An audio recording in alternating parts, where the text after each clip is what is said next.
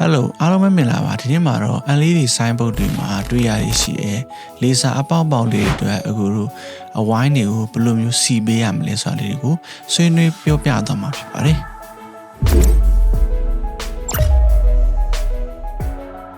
ကဲတော့စလိုက်အောင်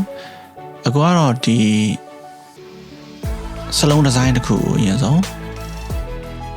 area black လေးနဲ့ပဲတီးလို့ရလိုက်ပါမယ်အကိုတို့ကထူမရမှာဖြစ်တယ်ပေါ့နော်သူကကြတော့နော်အဲကြောင့်ကိုကစလုံးတူတူလေး area black ကိုယူလိုက်မယ်ပြီးတော့နောက်ကိုက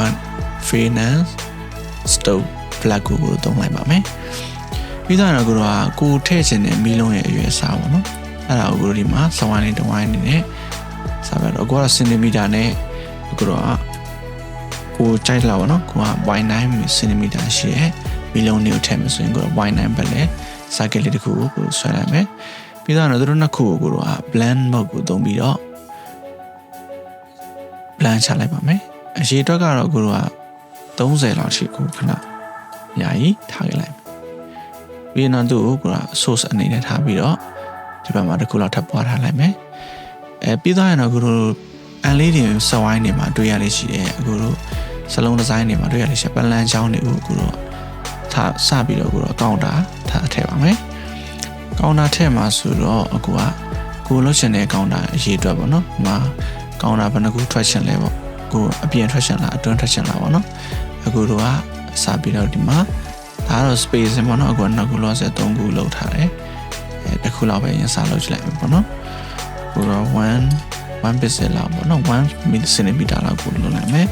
ပြီးရင်တော့ control key နဲ့ဖြုတ်ပြီးတော့အခါသူ့ကိုလည်းပဲ out inside နဲ့ပဲအတွင်းနဲ့ကျတော့ 1.5 လောက်နည်းနည်းလေးကျဲလိုက်မယ်ပေါ့နော်အတွင်းပိုင်းရောက်လေနည်းနည်းလေးလင်းအားပို့ပြီးတော့အဆင်ပြေအောင်ပေါ့နော်ကျွန်တော်တို့ကျဲလိုက်ပါမယ်အဲ့လိုပဲတစ်ခုလည်းအတွင်းနဲ့ရောက်သွားတော့ကျွန်တော်တို့ကအဲ့လိုပုံစံလေးပါနော်အတွင်းနဲ့ရောက်သွားရင်အရှိတွက်လေးနှစ်ခုလောက်ထိယူလိုက်လို့ရပါတယ်โอเคအဲ့ကျရင်တော့သူကနည်းနည်းလေးကျဲလိုက်ပါမယ်အဲ့လိုမျိုးလေးပေါ့ဒါဆိုတော့နည်းနည်းလေးချင်းလွန်နေပေါ့နော်လောက်ဆိုနော်โอเคအဲ့ဒါဟုတ်ကအရှိတွက်ထည့်လိုက်မယ်အတွင်းနဲ့အကောင်လေးကျတော့ကွာနည်းနည်းတိတ်မလှလေးပေါ့နော်လှအောင်နော်ကွာလှအောင်လည်းပြင်ဆင်ရတယ်โอเคညီအောင်လည်းလုပ်ပြရတယ်ပေါ့နော်လောက်ဆိုရင်တော့ကိုတို့ကအလေးခွေးဖို့အတွက်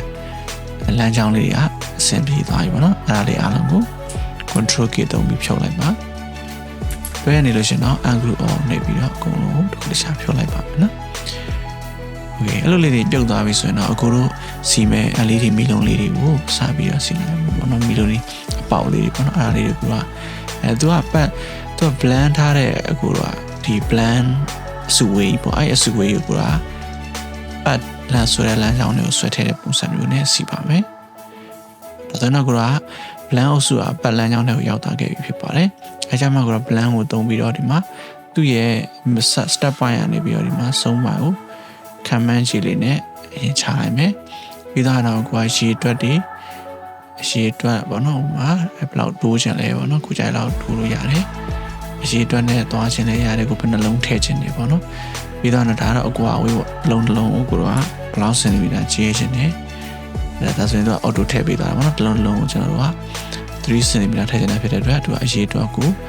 55လုံး auto စီပေးသွားတာပေါ့နော်55လုံးကိုမကြိုက်လို့ထပ်တိုးချင်တယ်လားပေါ့နော်ဒါမှမဟုတ်ဘက်ကနည်းနည်းကတ်လို့ရတယ်လားပေါ့အဲ့လိုလေးနည်းနည်းလေးလို့စီစဉ်ပေးမလဲပေါ့နော်အဲ့လိုလေးစီစဉ်လို့ရပါတယ်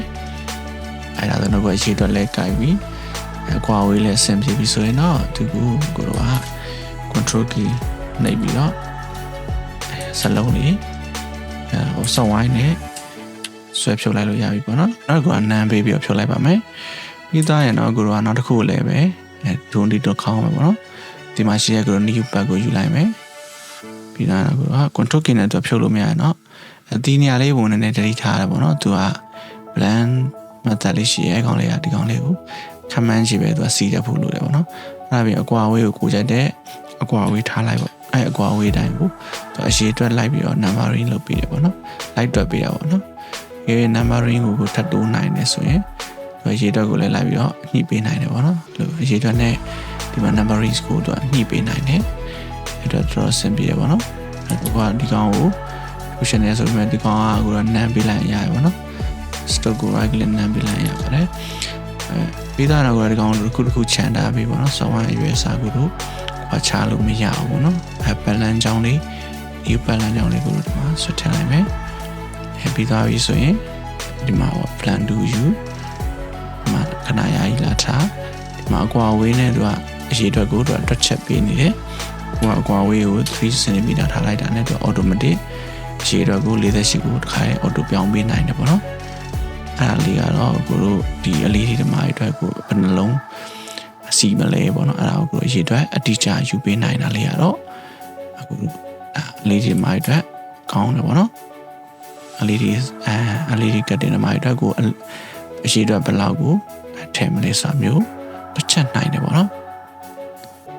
ဒီလိုဆက်ထည့်သွားမယ်โอเคနော်အချိန်မှာသူကဒီချိန်မှာကိုတော့ plan ပေါ့နော်အချိန်မှာသူပေါ်ပေးတဲ့ plan step 1နဲ့ plan m1 ဆိုပြီးတော့အဲ့နှစ်ပိုင်းကိုတော့ဒီမှာကိုဘယ်လောက်ထားချင်တယ်ဘယ်လောက်ကွာဝေးချင်တယ်ဆိုတော့လည်းကိုတော့ချက်ပြီးတော့သတ်မှတ်လိုက်လို့ရတယ်ပေါ့နော်ဆိုတော့တော်လေးအဆင်ပြေတယ်step 1တွေဆုံးတဲ့ပိုင်းတွေကိုကိုလည်းစီစဉ်လို့ရတယ်ပေါ့နော်ချိုးလုံးနေရတော့ menu ပဲသွားလိုက်ပေါ့နော်အဲ့နောက်ဆုံးဆိုပါအောင်နော်ပြီးတော့တော့နောက်ဆုံးတစ်ခုပေါ့နော်နောက်ဆုံးတစ်ခုကြာလဲလို့ပဲ plan နဲ့ new balance အောင်ကိုစီမံနေရပါတော့အဲ့လေးတော့မလွဲစီနဲ့ပြီးတော့ plan 2တစ်ခါတန်းယူလိုက်ပါတော့ပြီးကိုထားမနေရလေးကိုတို့ထားဒီမှာကိုကြိုက်တဲ့အခွာဝေးအတူရိုက်အတခါနော်စီလိုက်တဲ့ချိန်ကျတော့ဝါချိုးတွေပိုင်းနဲ့ဆိုလေသူကြည့်ကောင်းသွားမှာပေါ့နော်အဲ့လိုကိုကline တွေထည့်ပြီးတော့ပဲ customer ကိုပြချင်တာဖြစ်ဖြစ်ကိုရဲ့ဒီ production တမကိုပြချင်တာဖြစ်ဖြစ်ဒီ line တွေမဖြောက်ချင်ဘူးဆိုလဲဒီမျိုးလေးထည့်ထားလို့ရတယ်အဲဆိုတော့ကိုကဒီ line ချောင်းတွေပေါ်မှာလေးစား auto tron ပေးသွားတာတို့လေးစားအကွက်ကိုလက်နဲ့ဖောက်မယ်ဆိုလဲ sticker ထုတ်ပြီးတော့လက်နဲ့ကပ်ပြီးတော့ကွာကွန်မန်ယူဖောက်တာမျိုးလေးလုပ်လို့ရတယ်ပေါ့နော်ဒါတော့ကိုကမီလုံးတွေကိုစီဖို့အတွက်မီလုံး frame ပေါက်တွေကိုဘယ်လိုမျိုးပြုလုပ်လို့ရလဲဆိုလေးတွေကိုဆွေးနွေးတင်ပြပေးသွားခဲ့တာဖြစ်ပါတယ်နောက်လည်းအကျိုးရှိတဲ့ဗီဒီယိုတွေကိုပြုလုပ်ပေးသွားမှာဖြစ်တဲ့အတွက်ကြောင့်မို့လို့ like and follow လုပ်ခဲ့ဖို့မမေ့ပါနဲ့ကျေးဇူးများတင်ပါတယ်